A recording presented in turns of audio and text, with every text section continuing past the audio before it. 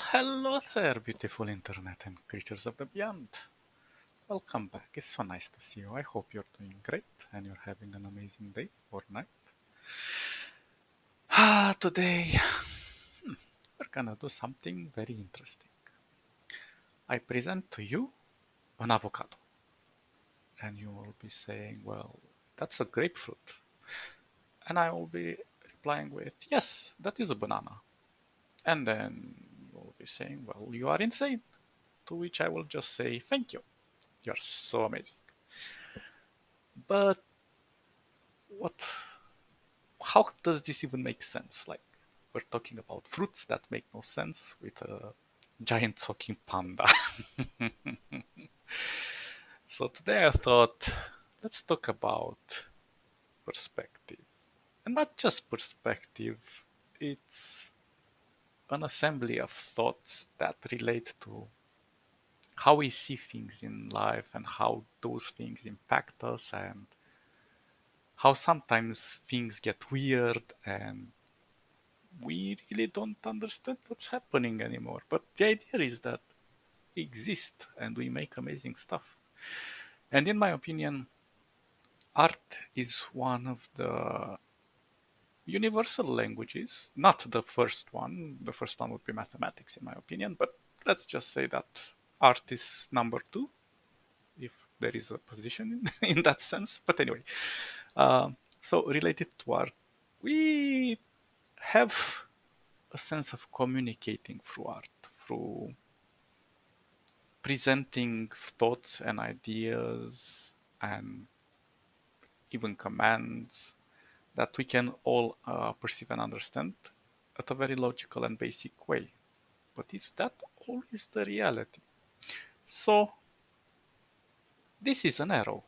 We can, based on our knowledge that we have accumulated along the years, we know that this arrow points to the right.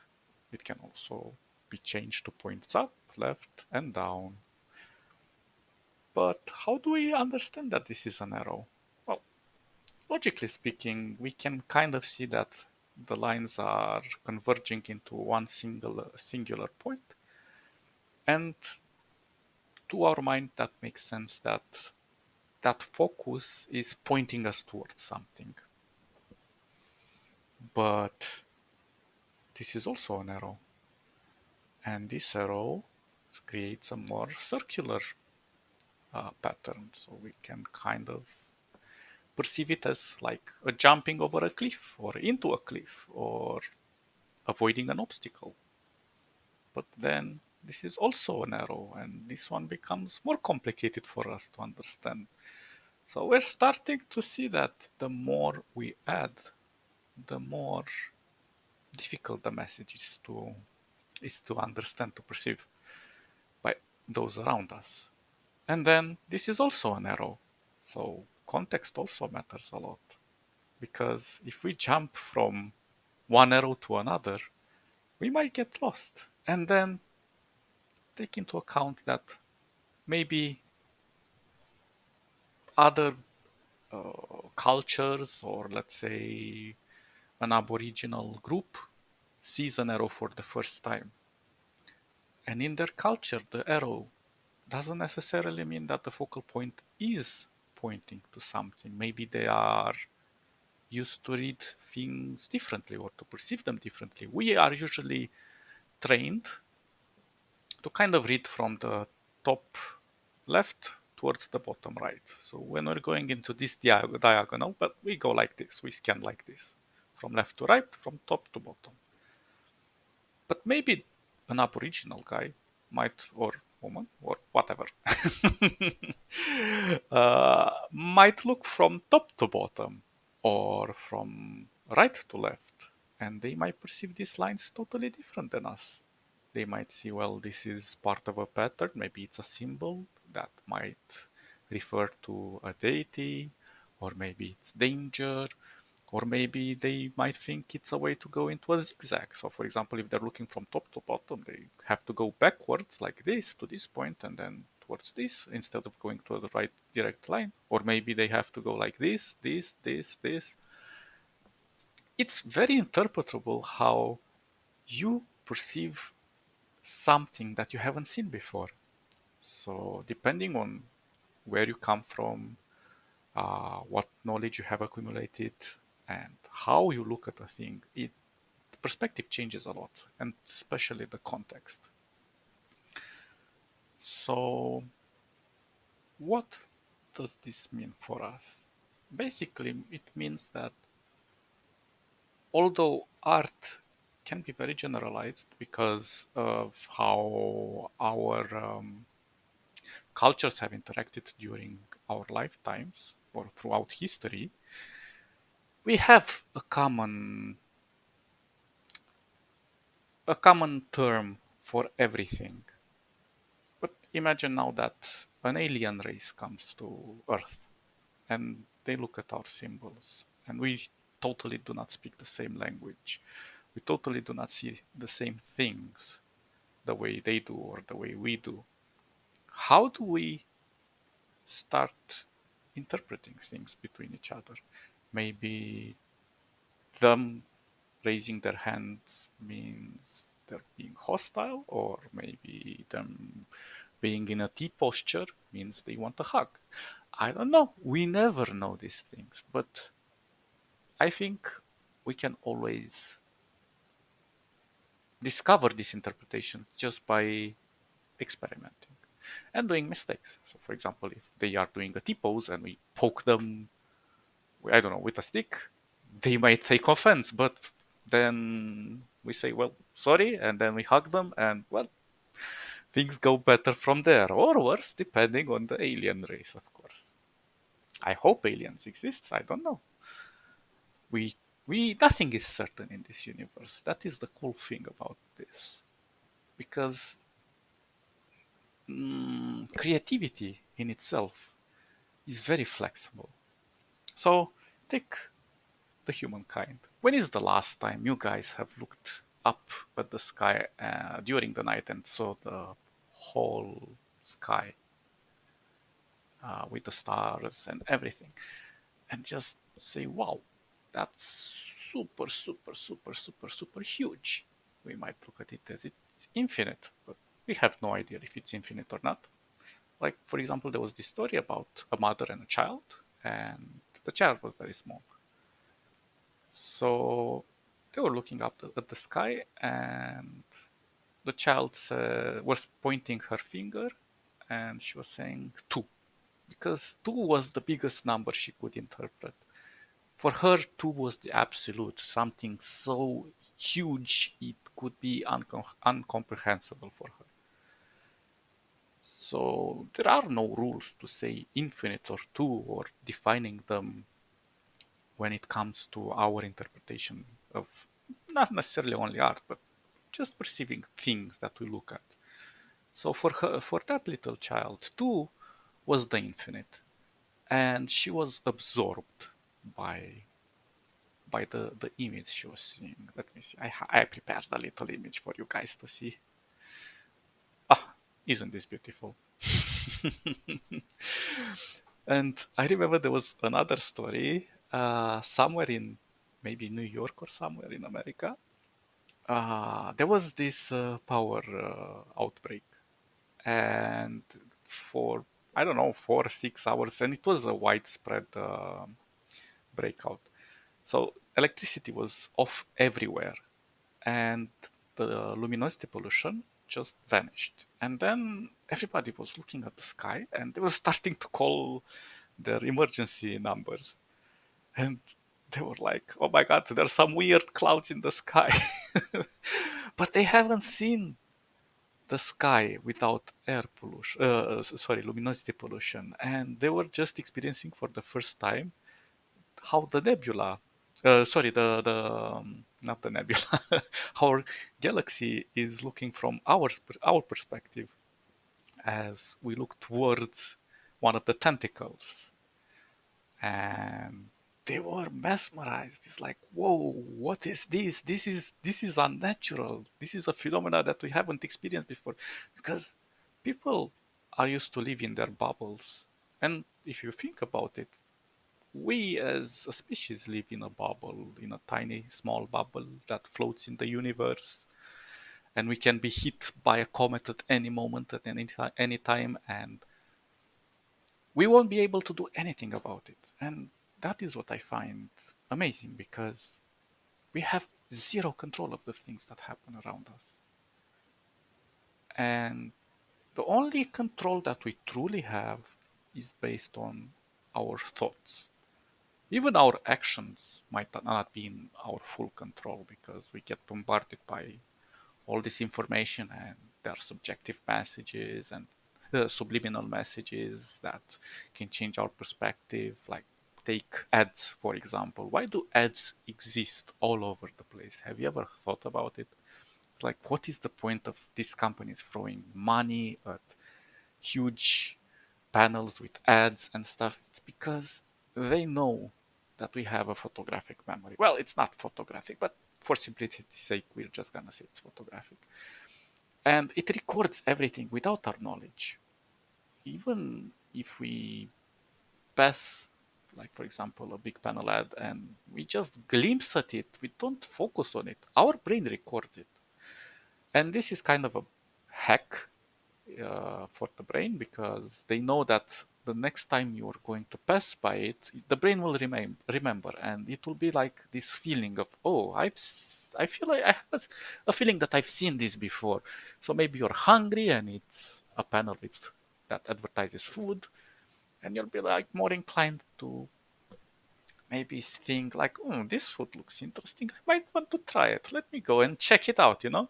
And this is how they catch you, because your brain is constantly monitoring everything. So not the point is that not everything is in our full control, and that is a beautiful thing, because maybe some people might be control freaks sometimes, but just being impacted by the outside and bombarded by so much information, and not being able to filter it to an extent, like we can say, I want this, I don't want this. Of course, working on your personality and the way you think over the time, you can achieve a higher, uh, let's say, acknowledgement of how the world is revolving around you.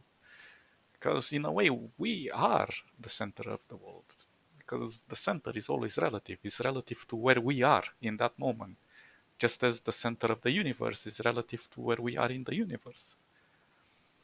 And centers, there is no way to say up and down, left and right when we look at the universe. We can just kind of give ourselves references, just like with time, because clocks don't measure time, they measure themselves.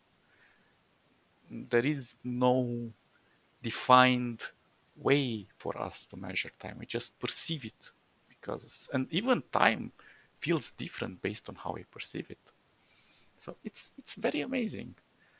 But the idea is like, we live in this infinite universe that we don't even know it's infinite. Maybe we are living in an atom, in a quantum speck in an atom on the back of your dog that's in the house, if you have a dog or whatever animal you have. So maybe it's looping on itself. We never know. It's such an amazing feeling that we don't know, because not knowing gives us this idea of exploration and this idea of what could happen. It's everything is so random. At any time, anything can happen to you. But that is the cool thing, because that is how we get this artistic value, how we interpret the moment we live in. And it is based on the moment we live in, because we have zero idea if this reality is really real for us. Maybe we live in a simulation. Maybe the universe is just a dream of a blind idiot god that sleeps and is surrounded by demons that sing around it in order to not wake up and destroy reality. Or maybe I am just imagining you all.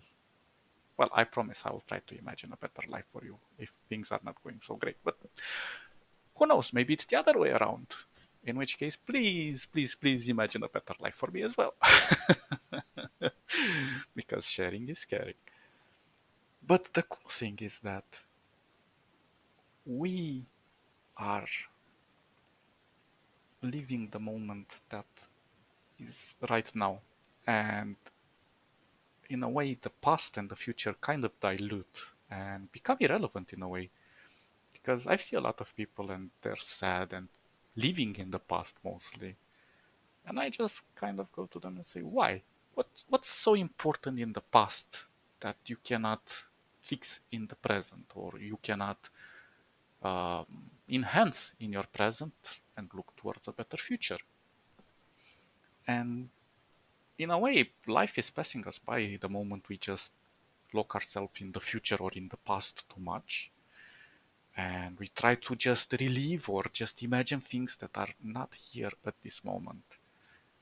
And when I say at this moment, just imagine this. You're on a road outside and you're just absorbing your surroundings and just looking, really looking at everything that happens around you, how everyone is moving, how everyone is looking into the way they're walking, because you will notice that people are just going from point A to point B and their mind is on autopilot or just thinking of other things totally outside of where they are at that moment. And just let's say on this road, next to the road, there is this little plant, this little flower. And you look at it and just think to yourself, wow, this is such a delicate little thing. You can break it at any time, you can take it, smell it, and so on. But if you look past the visual aspects, you will realize that that flower endures. It knows patience. It knows reality the way we cannot perceive it. Because that flower sits there for prolonged times since its birth, because it obviously does not have legs and cannot move. So how is the world perceived by that flower? Obviously, the flower is not conscious as us, but then again, we don't really know what consciousness is or what life really is. We just have broad strokes of the terms. And we can just look at that flower and see how powerful it is, how it impacts us, just it inspires us in a way, like it is subjected to all of the elements and it can survive for so long. We can maybe put a rock over it, but over time it has the power to even move the rock with the help of the other vegetation and so on, because nature is alive. And art is a depiction of what it means for us to be alive. When we are just drawing one line, we are in that moment thinking of that line. We are putting all of our focus and all of our energy, all of our being into that line. It defines us, how that line is drawn. Maybe it's wiggly, maybe it's straight, but it is something that we put from within us towards the canvas that we're working on. So in a way, a little part of us is also inherited by our work. And that is the whole point. The present moment is all we have to define how we see things and how we get impacted by them and how we can impact that moment. So that is our most absolute control in a way.